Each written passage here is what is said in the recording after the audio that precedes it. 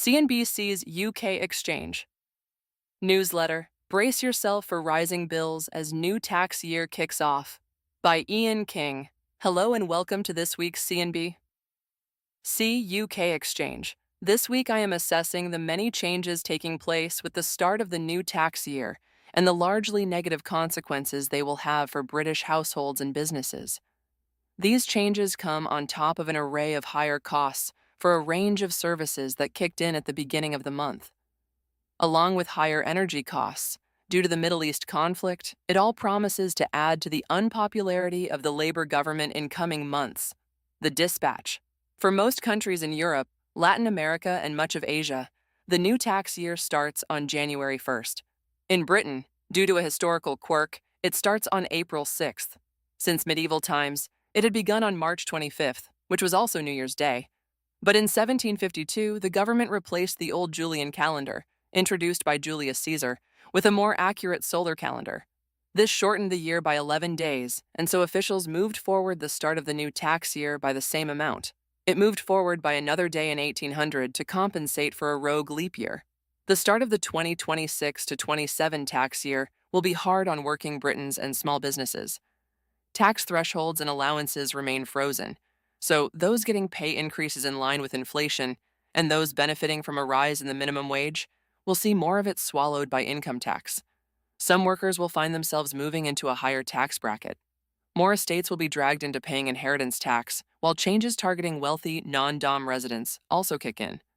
Tax rates on dividends have risen, and agricultural and business property reliefs have been made less generous, as have tax breaks for investors in venture capital trusts.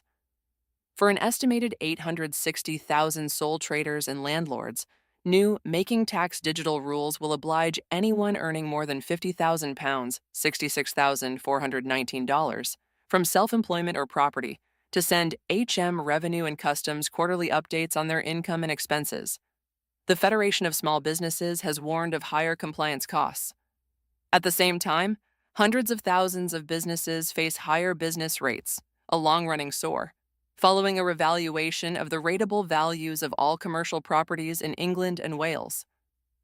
Employers are now also obliged to provide maternity, paternity, and paid sick leave from the moment an employee joins. Inflation squeeze. There will be some winners.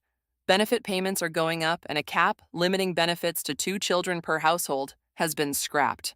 Other increases have already kicked in on April 1st, which, confusingly, was the start of the government's fiscal year.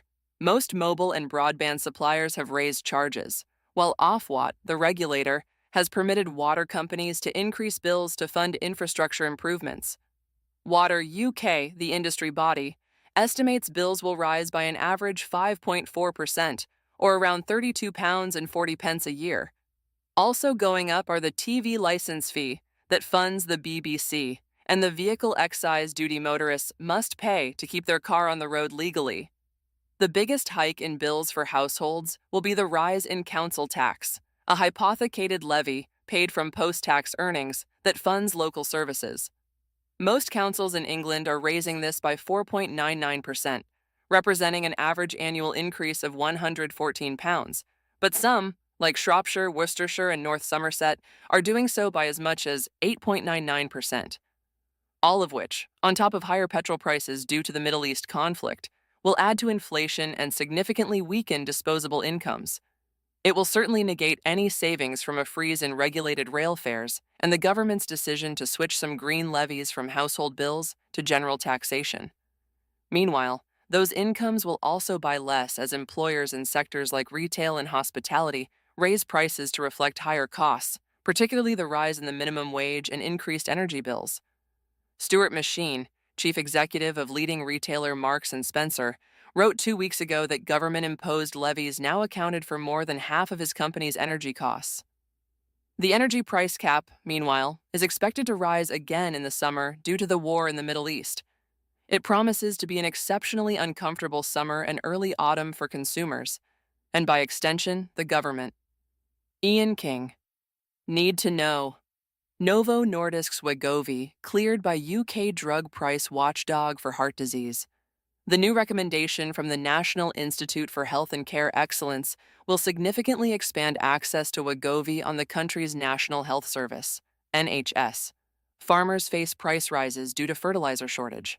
UK farmer Caroline Harriott spoke with CNBC's Ben Boulos about the risks to farming and food inflation if fertilizer is unable to pass through the Strait of Hormuz. Trump said he was considering pulling U.S. out of Paper Tiger, NATO. The comments came a day after the president singled out the UK for criticism, while urging other countries to take action on the Strait of Hormuz, the vital oil route that Iran has effectively blocked during the war. April Roach coming up. April 8th, Halifax House Price Index for March. April 14th, BRC Retail Sales Monitor for March-April 16th, GDP for February.